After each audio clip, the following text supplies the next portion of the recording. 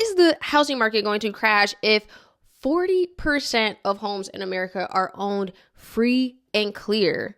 Like 40%, no mortgage. There is not a comparable bubble in real estate. This is going to be worse than the crash before, and it's going to be way worse than the real estate crash in the Great Depression. We are witnessing the biggest drop in home buyer demand in U.S. history right now. What I'm about to share will make the 2008 housing market crash look like a minor blip on the radar. There are three things that I need you to know about why right now is the best time to sell if you're thinking about selling. Whoa. So, wait a minute. If the housing crash that's about to happen is going to be worse than the 2008 crash, but at the same time, if I want to sell, it's a good time to sell, so you'll help me to sell. And if I want to buy, you have all the secrets for me to buy. And listen, I'm sorry, the YouTuber, real estate professional, I'm using your video. I'm just having fun. Take a look at every fearmonger video and guess what they do for a living? Real estate. Why would they for real sell you on the market going bad when that's what they do for a living? That's their bread and butter. And so whether you agree with my prediction or the fearmonger's prediction, the truth is if a housing crash were to happen, the only thing that matters is what's in your wallet. And one of the biggest things in your wallet right now is the equity in your home. So you guys, as a true finance girl, I got to give you some boring finance data. So, I'm not just pulling this out the thin blue sky or the clear blue sky. So according to CoreLogic, how is a housing market going to crash if more than 40% of homeowners own their house free and clear? No mortgage. Then on top of that, only 1.8% of homes are underwater compared to before the 2008 crash, more than 23% of homes were underwater. Okay, 23% is like what? 1 in every 5. So out of 5 homes, 1 of them on your block was underwater. Like, think about that, you guys. And so no one wants to talk about this because it doesn't sell. It's not fun. It's not drama, okay? And especially with high prices across the board, American debt is at an all-time high. I'm not going to bore you with all those details because you hear that over and over. My thing is, yes, American debt is at an all-time high, but also is American wealth. For example, okay, if you bought your house at $350,000, and that your house is now worth $600,000, which this is the case with a lot of people. And let's say you only owe $170,000. You mean to tell me that's not the silver lining in a lot of this? Whether you're on the rich side, the poor side, you mean to tell me with all this equity and plus homes, you got to give a left kidney for a house these days in a lot of markets.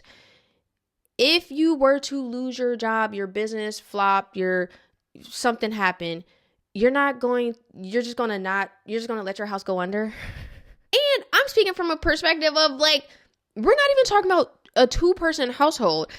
If something happens to your job or your finance, that's what the other person's for. And so, you know what? Speaking of layoffs, we should take a look at the Washington, D.C. housing market because they are being slammed with DOGE layoffs. And this is the prime opportunity for media to show off. Okay, we have articles such as, DC housing market down 11%, group says. Even when you look at this Zillow Washington housing market overview, okay, the first things I'm going to look at is median sale price, median list price. Okay, you guys are, my audience, you guys are smart. But so not to dumb this down, but list price is what it was listed for and sale price is what it would actually sold for. The problem, look at this chart. The problem I have with this chart is, okay, it goes this, and this. they're listing the list price. The graph is the list price. So when you first look at this, you're like, oh my God, this is so bad. You can list a house for $1. Does not mean it's going to sell for $1. And so even Zillow as a machine, okay, I'm one of those people, trust but verify. And well, for me, being in real estate, I'm a lender by trade. Now, I do have a realtor license because that's how I started. And I said, you know what? I'm going to the MLS. I'm going to the MLS where the actual information from each brokerage rolls into a report. Okay. When you look at February 2024 Washington, D.C. MLS report for closed listings, the median price on close, which means sold, of course, is $625. Okay. Then when you look at the February 2025 DC MLS closed listings, is $640. Where's the 10% drop? Okay. So just be mindful in some of these reports, especially right now, the January reporting, 1000%. January is so unpredictable, is so slow in real estate. It's not a proper benchmark. That's number one.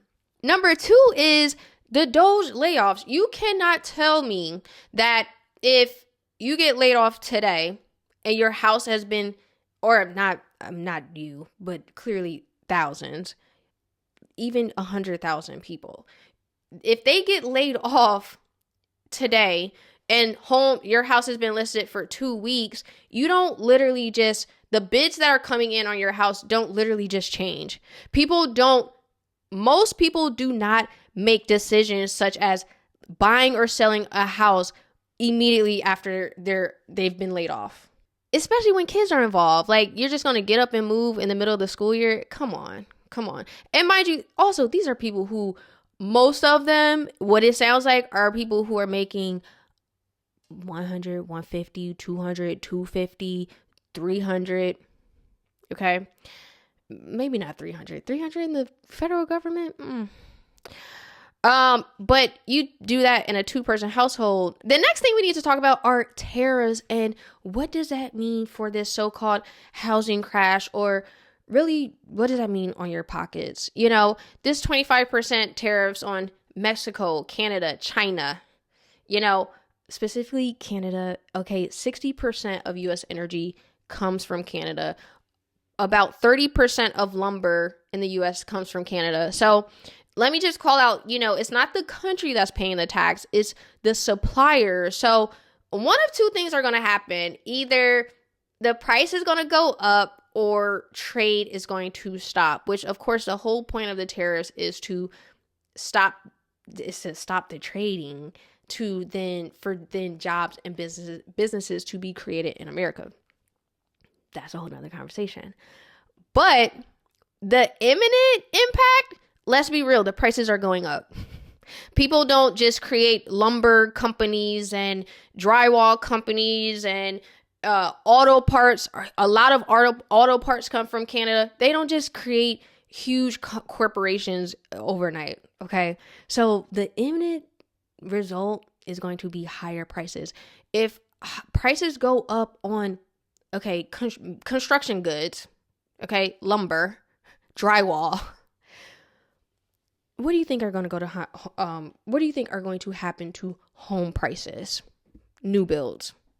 And so how's the market going to crash if you're a new family and you can't afford to buy?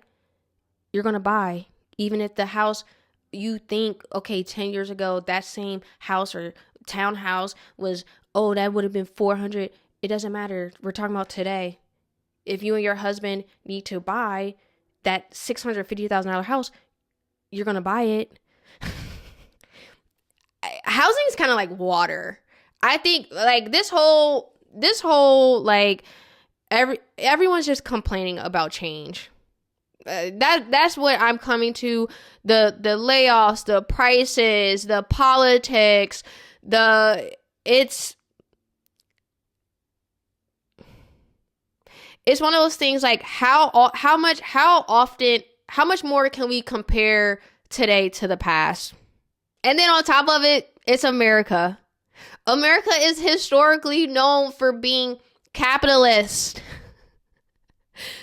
Capitalist. We're competitors.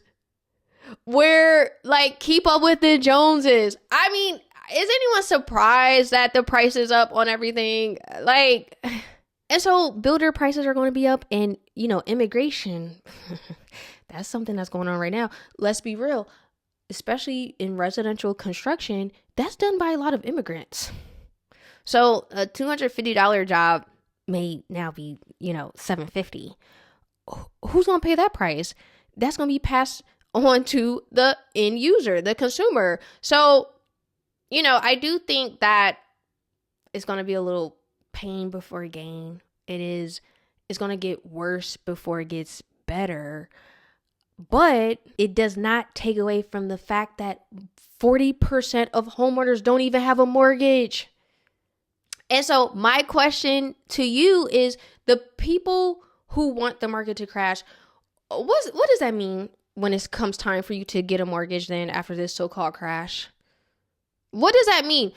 Are you prepared to buy? Because last time I checked, after the 2008 crash, credit score requirements increased.